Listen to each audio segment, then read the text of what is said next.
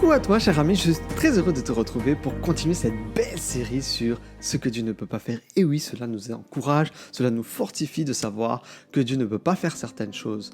Parce que ces choses-là vont nous booster dans notre foi et dans notre cheminement spirituel. Alors aujourd'hui, je vais te parler d'une chose exceptionnelle. L'idée ici, c'est que Dieu ne peut pas être vaincu. Quand nous parlons d'être invaincu, c'est extrêmement rare dans le monde sportif par exemple. Liverpool cette année a essayé de maintenir une cadence exceptionnelle, des victoires à chaque match, mais malgré tout, dans leur championnat, ils ont perdu et laissé passer quelques points. C'est très difficile de rester invaincu, surtout lorsqu'on parle de cela dans la durée. Il est facile de rester invaincu sur 2 ou 3 matchs, mais sur tout un championnat, c'est une autre histoire. Dire que Dieu est et sera toujours invaincu, c'est une déclaration majeure. N'oublions pas que Dieu a eu un ennemi depuis un certain temps. Et depuis que cet ennemi existe, il n'a jamais perdu une seule bataille. Une seule bataille. C'est encourageant, non ?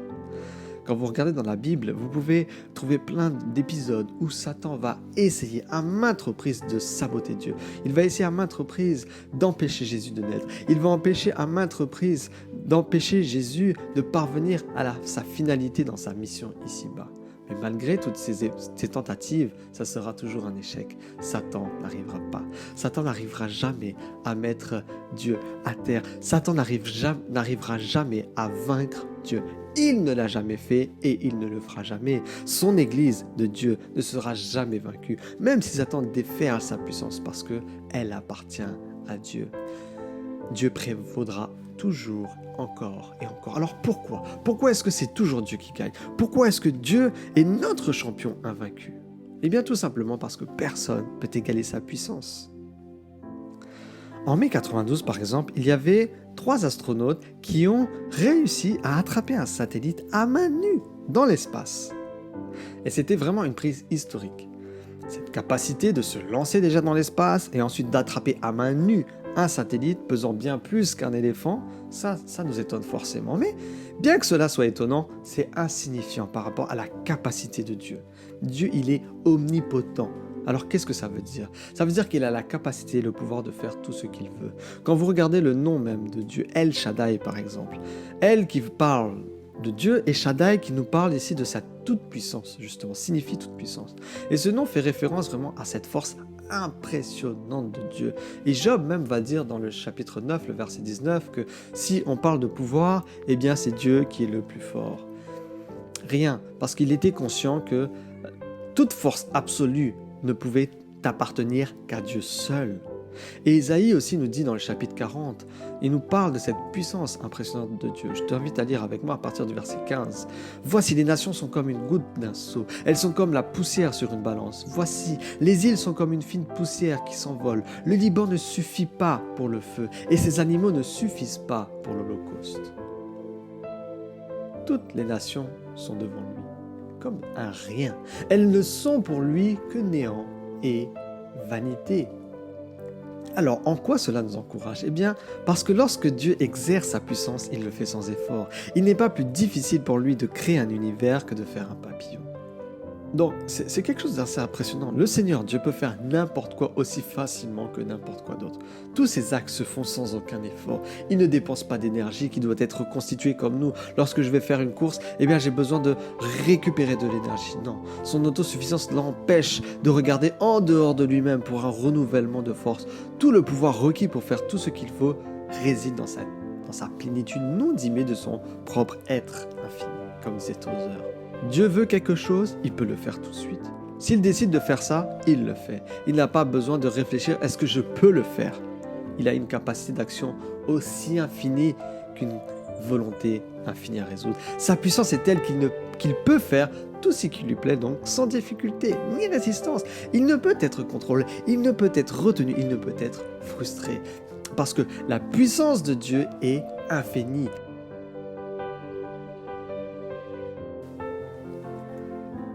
Bien qu'un tel pouvoir puisse sembler effrayant, rappelle-toi que Dieu est bon.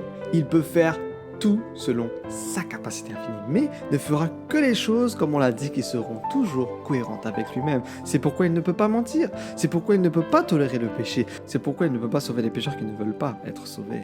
La puissance de Dieu s'exprime dans un nombre infini de manières.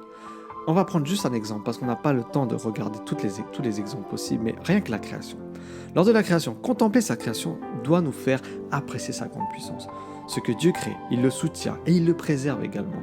Lorsque dans Hébreux 1, le verset 3, il nous est dit « Il soutient toutes choses par la parole de sa puissance », le mot grec « soutenir » signifie vraiment maintenir. Et il est utilisé aussi au présent, cela impliquant donc justement une action qui est continue. En ce moment même, Dieu soutient tout dans l'univers. Pouvez-vous imaginer juste une seconde si Dieu renonçait et enlevait son pouvoir de maintien? Nous cesserions simplement d'exister. Nos vies dépendent de la constance des lois physiques qu'il a lui-même établies. Si Dieu cessait de maintenir la loi de la gravité, par exemple, nous serions incapables de rester sur Terre et nous mourrions sûrement. Ou considérons le Soleil. Il a une température de surface de 12 000 degrés Fahrenheit. Donc, si le Soleil était plus près de la Terre, nous brûlerions. Mais si le Soleil avait été un petit peu plus loin de la Terre, nous serions gelés ici-bas. De plus, notre globe est incliné sur un angle exact de 23 degrés, ce qui nous permet d'avoir 4 saisons. S'il n'était pas incliné, les vapeurs de l'océan se déplaceraient vers le nord et le sud, et cela amènerait des monstrueux continents de glace. Si la Lune ne serait pas à une distance précise de la Terre, la marée océanique inonderait complètement la Terre 2 fois par jour.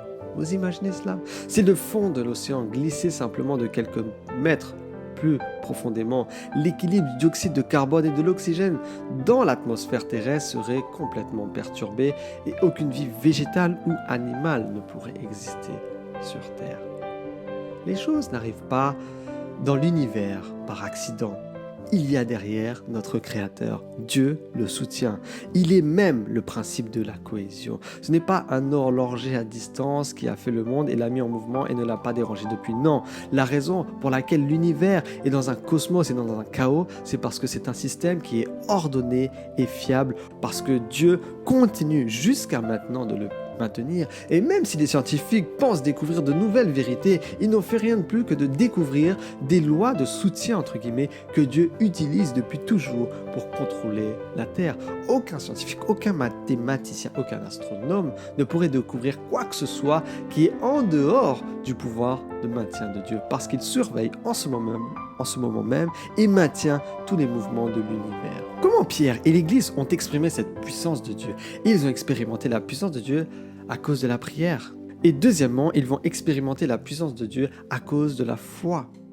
Troisièmement, ils vont expérimenter la puissance de Dieu grâce à l'obéissance. 3 manières pour nous d'expérimenter plutôt, je dirais, cette puissance de Dieu. La puissance de Dieu est la base de notre victoire spirituelle. Paul va dire que je suis plus fort dans le Seigneur. Éphésiens 6, le verset 10. Pour que nous soyons victorieux aussi, comme notre Seigneur, pour que nous restions invaincus, nous devons être comme un garde aux aguets. Lorsque l'ennemi arrive, nous ne sommes pas censés le combattre nous-mêmes. Nous sommes censés dire au commandement et lui mènera la bataille. Dieu peut et veut nous apporter la victoire spirituelle parce que celui qui peut être en nous est plus grand que celui qui est dans le monde, Satan. 1 Jean 4,4. Satan est un ennemi puissant, mais il ne fait pas le poids face à la puissance de Dieu parce que Satan est une créature. Quelle devrait être notre réponse à la puissance impressionnante et majestueuse et glorieuse de Dieu? C'est là notre promesse du jour, l'humilité. C'est pourquoi nous devons tenir compte de cet avertissement et cette promesse dans 1 Pierre 5, le verset 6. Humiliez donc vous sous la puissante main de Dieu, afin qu'il vous élève au temps convenable. Donc nous devons nous humilier devant notre Dieu Tout-Puissant parce que en dehors de son habilitation, nous ne pouvons rien faire. Parce que donc personne ne peut égaler sa puissance. Il n'y a absolument rien que Dieu ne puisse faire pour toi comme pour moi.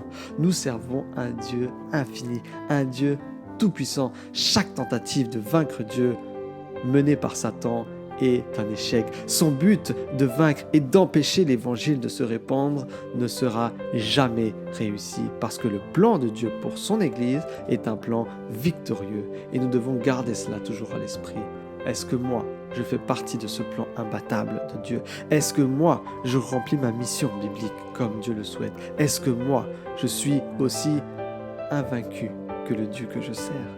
Est-ce que je suis à la même image En tout cas, c'est mon souhait et ma prière pour toi. Merci de ton écoute et merci de ta fidélité. Je t'invite à continuer à nous suivre dès demain pour une prochaine vidéo sur ce thème, ce que Dieu ne peut pas faire. Bonne journée à toi et je te dis à demain. Bye bye.